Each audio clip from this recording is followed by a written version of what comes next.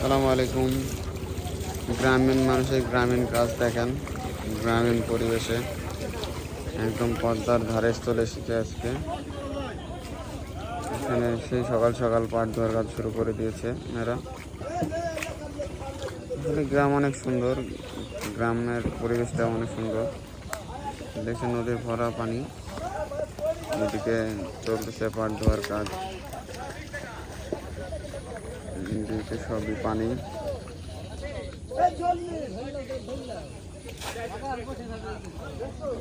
জায়গাটা অনেক সুন্দর।